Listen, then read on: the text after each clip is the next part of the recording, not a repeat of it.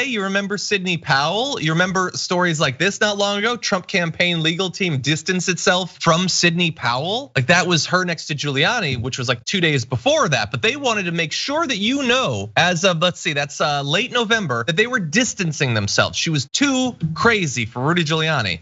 And Jenna Ellis put out a statement saying Sidney Powell is practicing law on her own. She's not a member of the Trump legal team. She's also not a lawyer for the president in his personal capacity, which, look, admittedly was confusing at the time because she was just a couple days off of attending a Trump press conference about the legal effort while pursuing multiple challenges to the election. So the idea, and Trump was retweeting her and she was being on Fox News. The idea that she was independent then was a little bit weird, but don't worry, they distanced themselves. And now Trump, as of just 3 days ago, is discussing naming her, who as a lawyer for his campaign team unleashed conspiracy theories about a Kraken and a Venezuelan plot to rig voting machines in the US, to be a special counsel overseeing an investigation of voter fraud, according to 2 different sources who are briefed on the discussion. So the distance is a little bit less distancy. Now she might be a special counsel. Not like a real special counsel, but like someone that he just calls the special counsel and says that because of her security clearance, she can get secret information. The whole thing's a gigantic mess. There's a badge. Okay, there's a badge. They're having them made right now. Or maybe they're just like cutting one out of an Amazon box that came, but there's gonna be a badge. It'll say special on it. Maybe there'll be a hat that just says special on it. That's what I hope. And then everyone will know Sidney coming,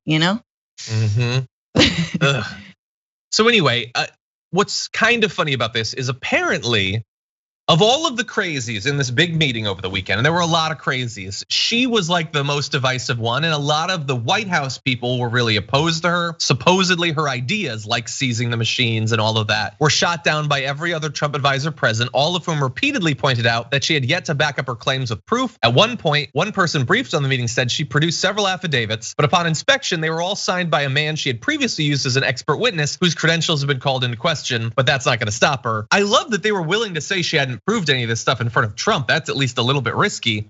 But they really do believe at this point that all you need to do is get enough self-interested, biased people to sign affidavits. And if you get a pile of that you win any court case. Like if you just get enough crazy MAGA heads to sign pieces of paper, then you're good.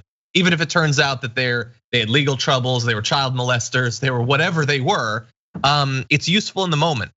But what's scary about this whole thing, I was just gonna say, just really quickly, like what's been scary from the beginning, and I think even the Supreme Court throughout this entire administration, it's always been like, oh no, we're down to like sign off on a ban on Muslim majority countries, and we're down to lock children in cages. We're down for you to try and allege voter fraud, but like do it better. Like fool us better, and we'll go along with that. But like, don't have the same guy sign the same affidavit, Sidney. Yeah. Find different people, and find people months ago who then, can plant something. Find some voting ballots in a ditch, but like, be actually a good villain. Don't be a crap villain. You're being a crap villain, but if you're a good villain, hey, the Republicans, I mean, they're already willing to go along with you, but they will help you literally steal it.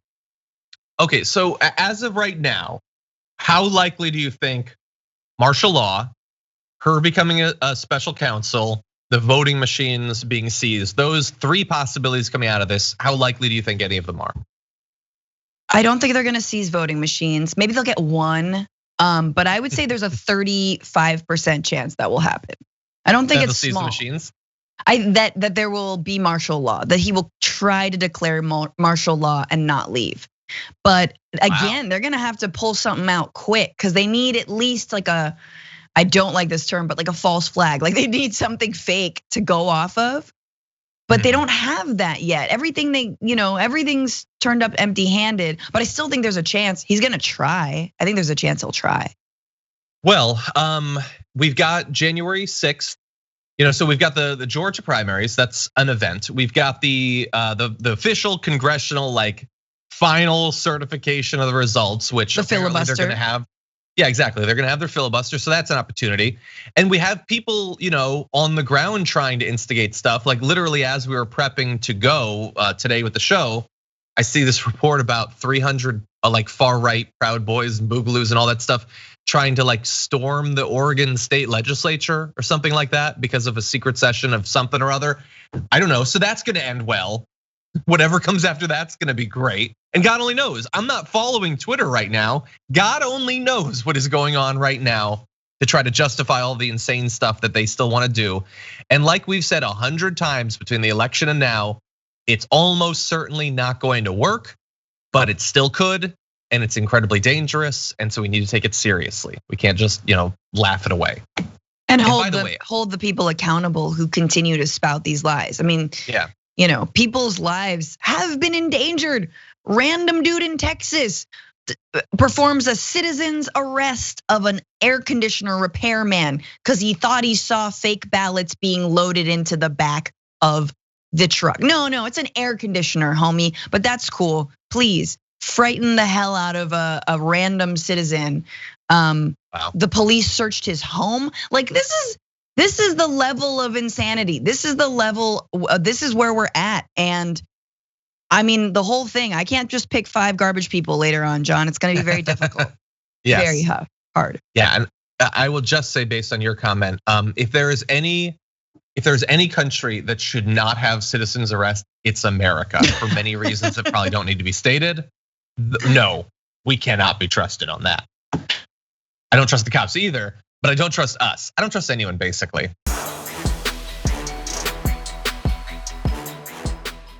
For more political news breakdowns, interviews, stories of activism, and me trying my hardest to care about the occasional big celebrity news story, subscribe to our YouTube channel at youtube.com/thedamagereport.